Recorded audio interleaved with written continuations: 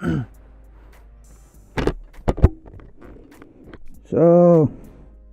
good morning mga papa, no? Ay, actually, good afternoon pala. Alas 3 na. So, napakaganda ng araw. Actually, ngayon lang umaraw ng ganito, no? So, andito ako sa labas ng bahay namin. So, naisipan kong i-grab ang opportunity dahil napakaganda naman ng panahon. Tayo mag-vlog na, no? And para naman matry na natin tong bago kong in-install na na microphone, which is ang Purple Panda microphone, no? So naglagay tayo ng notes para hindi naman tayo magkamali, saka para hindi tayo makalimot, no? Yan, no? Pag-usapan na rin natin yung tungkol sa prohibition on the use of unauthorized helmet, which is also known as Motorcycle Act of 2009. So, ano pa hinihintay natin?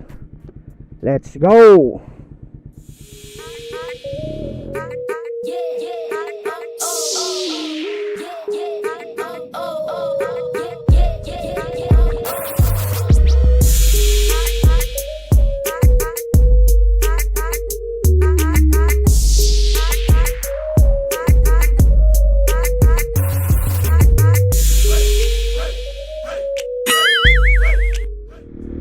So,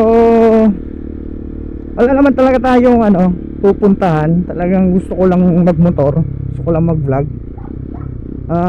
So, gas muna tayo. Tapos siguro ikot muna tayo, ikot-ikot lang tayo dyan sa sentro.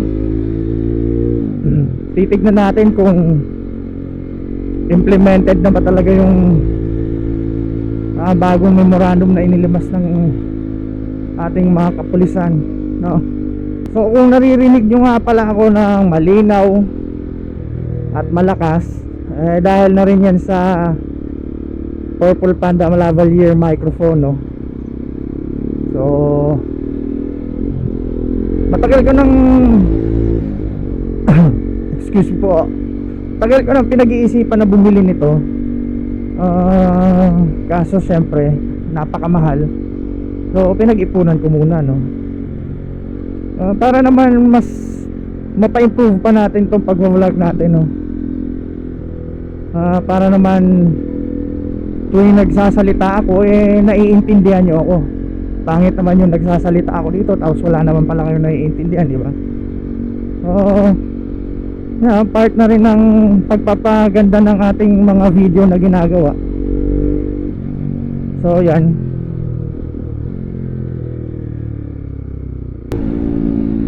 Gagong putang ina, oh. Fuck you, boy.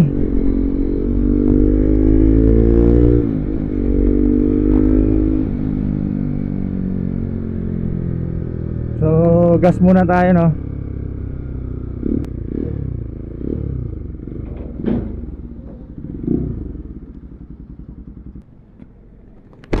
Pera po? 200 lang premium.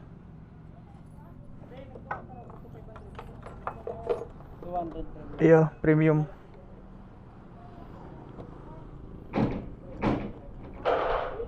Happy for you.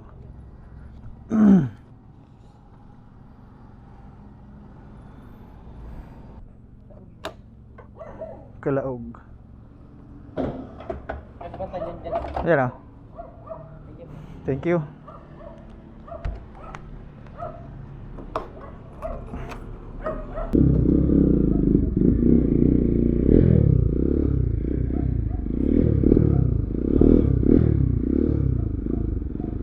Okay. So, saan ba ako pupunta? Ikot lang tayo ng sentro, no? Shit, napakaganda ng panahon, no? Ngayon lang umaraw ng ganito. At ngayon lang ako nakapagmotor. So, okay, pag-usapan natin yung sinasabi kong yung bagong implemented na batas dito sa Bicol. Hindi ko alam kung in-implement na siya nationwide, no, pero ang alam ko dito sa amin, dito sa Bicol, implemented na siya. So ang nakasaad dyan bawal, pinagbabawal na ho ang pagsuot ng unauthorized helmet. Ano ba yung sinasabi nating unauthorized na helmet? Ito yung mga helmet na yung half lang. Ang tawag dito ng karamihan nutshell helmet. Ang iba naman tawag dyan coconut helmet, no? So yung mga pang BMX na helmet, yun ho ang bawal. Yun ho ang huhulihin. Hindi ko alam kung magkano yung multa, pero sigurado ako first offense niyan warning pa lang. So may panahon pa naman tayo bumili. So in my opinion lang guys, no, sa opinion ko lang ho ito. So on a positive side, okay naman yan okay yung ang batas na yan.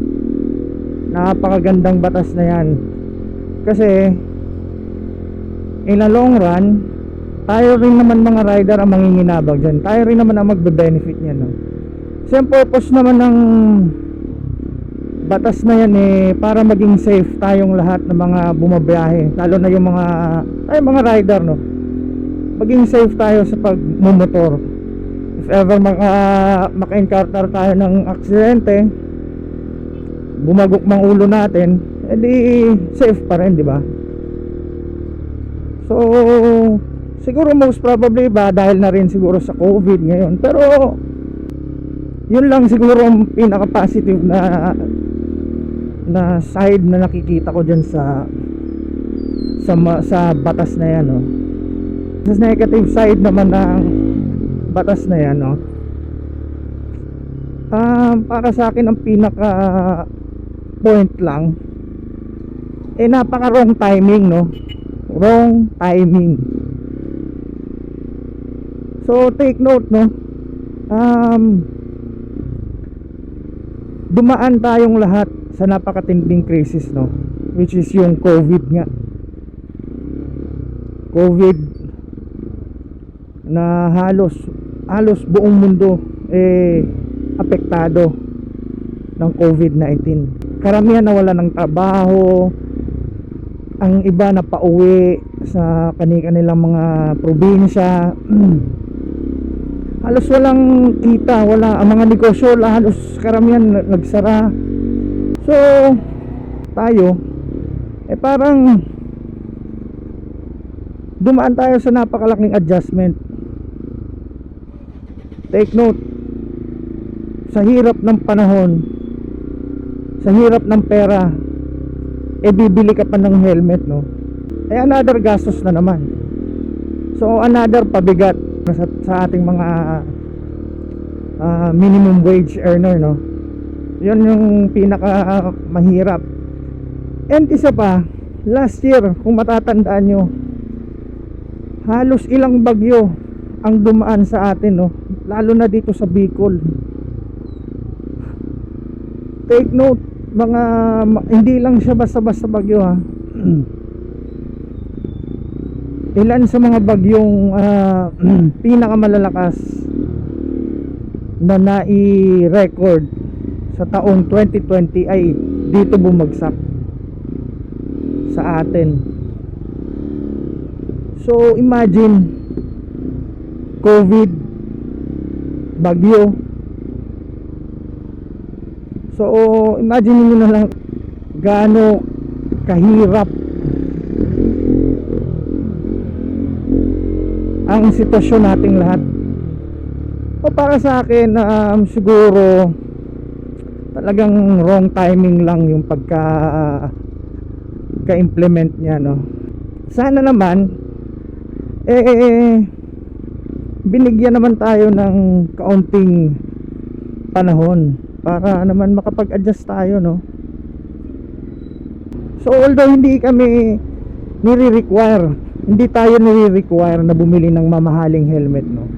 Basic lang yan, law on supply and demand, i-apply mo lang yan. Syempre kung malakas ang demand, kasi nga maraming bibili, kasi ni-require nyo, siguradong tataas ang presyo nyan, siguradong igagrab yan ng mga seller, no. Igagrab yan opportunity na yan, lalo pa hindi ko gine-generalize, no, pero marami pa ring buaya na igagrab ang opportunity para mas kumita sila ng mas malaki.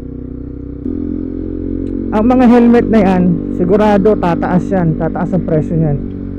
Sana naman na nabigyan tayo ng konting panahon para naman makapag-ipon para bumili ng bagong helmet, para naman di tayo maging kamote, no, sa daan. So take note, hindi ho lahat ng rider makaka-afford bumili ng bagong helmet. So asa na ba ako? So dito tayo sa diversion, no. Well, yun lang naman, yun lang yung opinion ko, no. Well, wala na rin naman tayo magagawa kung yan ay talagang implemented na, no. Tayo naman wala naman tayong balak na hindi sumunod. So hopefully traffic shit.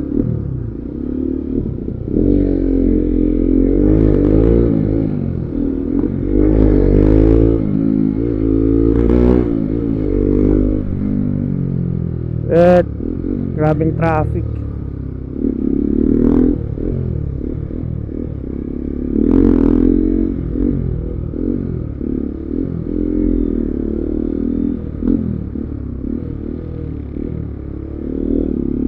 So yun na nga, hopefully lahat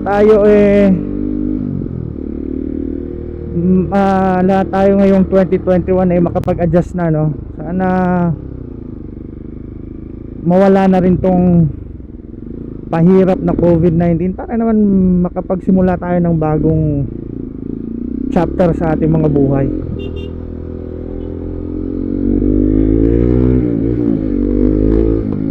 Oh shit. So tignan nyo naman ang sitwasyon ng traffic dito sa Naga.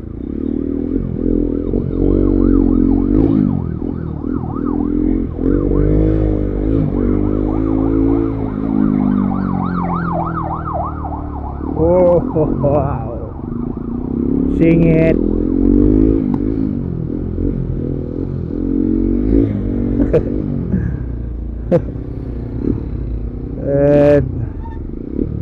Sobrang init.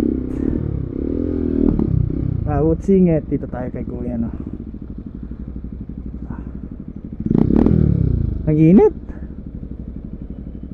So far wala tayong nakikitang no. Wala na tayong nakikitang mga naka-nutshell helmet. So siguro na-realize na rin ng mga rider, no, na wala talaga silang choice kundi sumunod. Ito na tayo, sir. Sorry sir, ang init eh. Ang init, sir.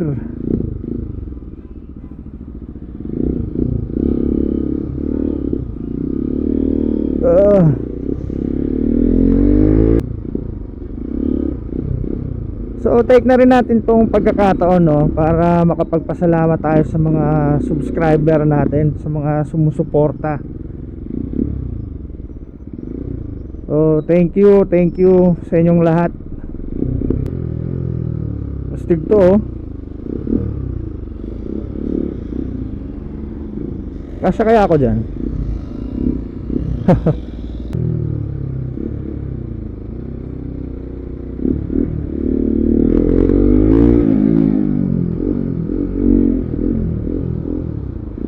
Ay, grabe naman yung traffic.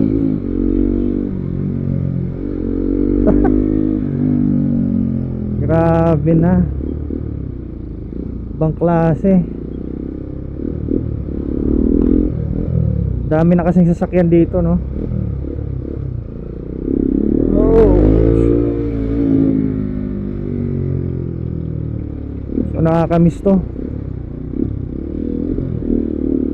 Nakakamiss to mga singit-singit na tong sa traffic, no?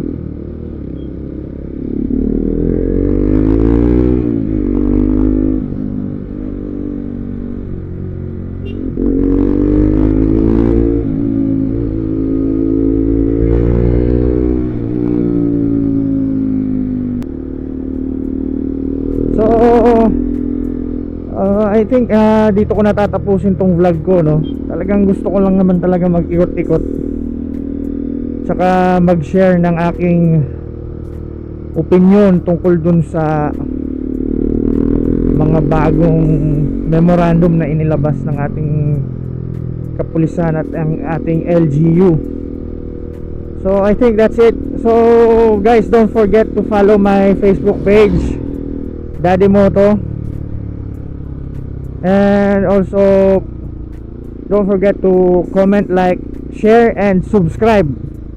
Subscribe naman kayo dyan sa ating YouTube channel, no? Si Daddy Moto. Oh, pangako mas ayusin pa natin yung mga vlog, yung mga video na gagawin natin. So may mga plano na kami mga rides, kaso medyo na busy lang, tsaka wala pa sa schedule. So abang-abangan nyo na lang.